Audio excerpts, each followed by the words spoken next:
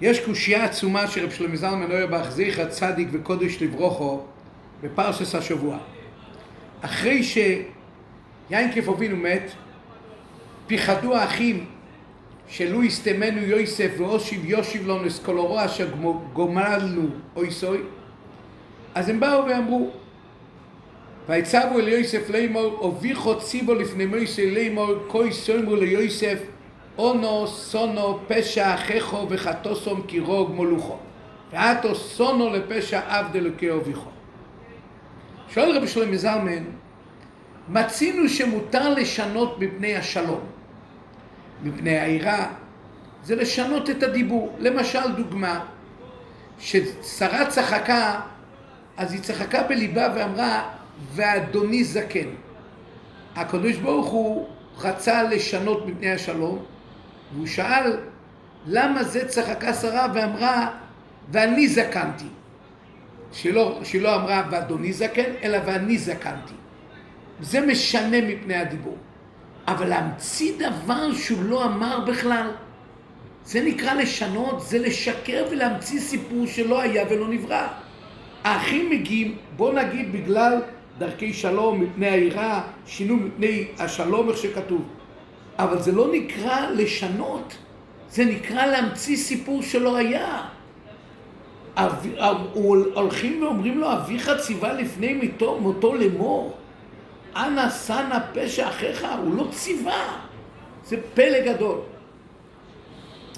להסביר את זה, אנחנו נסביר את זה בהר היטב, על פי מה שלמדנו למעלה, כשאברהם אבינו נפרד מהמלאכים, אז כתוב שהקדוש ברוך הוא רצה לספר לאברהם אבינו שהולך להפוך את לוט.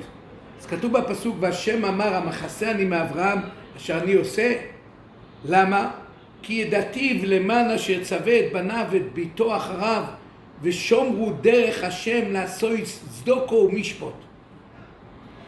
ולכן היות והוא, אברהם אבינו, יצווה את בניו ואת בני ביתו ולשמרו דרך השם לעשות צדוקו ומשפט, אני צריך לגלות לו. צריך לגלות לו. שאלת השאלה, לא מצינו שאברהם אבינו לפני פטירתו ציווה את בניו ואת בני ביתו לשמור את דרך השם לעשות צדקה ומשפט. לא מצינו כזה דבר. והתשובה היא, אברהם אבינו לא היה צריך לצוות בפה.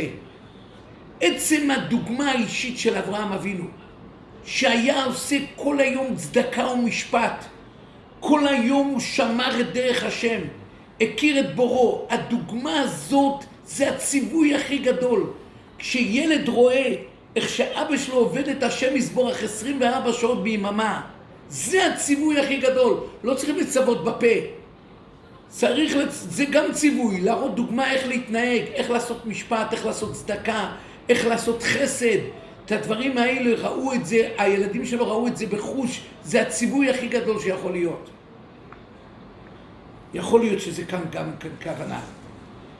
מה שהתכוונו האחים, הם באמת שינו, כי הם אמרו, אביך ציווה. אבל הם לא התכוונו ציווה, לכן זה רק שינוי, לא ציווה בפה. עצם יעקב אבינו כולו הביטו, כולו הסליחה ומחילה. 100 פעמים לא נבד עליו, ורימה אותו בכספים ובהתנהגויות, ויעקב אבינו סלח ומחל 100 פעמים. 100 פעמים. זה הכוונה היא, כוי סומרו ליוסף אונו סונו פשע.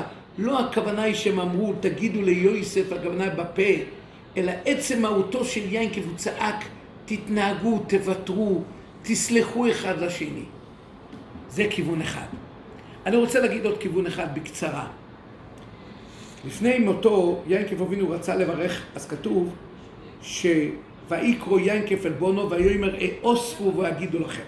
יש מדרש. המדרש אומר, מה הכוונה אוספו? רבונו נאמרי ציוו אויסון על המחלויקס.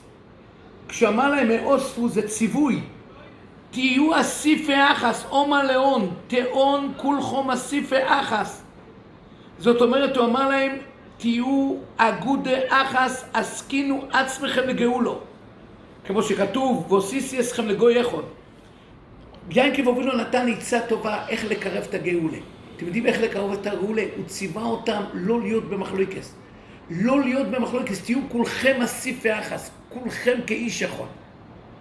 זה כוונת השבטי כוס שאמרו, הוביכו ציוו לימויר, אונו סונו פשע.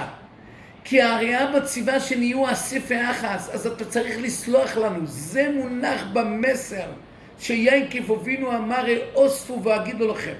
יקובצו ושימו, תקבצו ביחד, תהיו כקיבוץ אחד, כאסיפה אחת.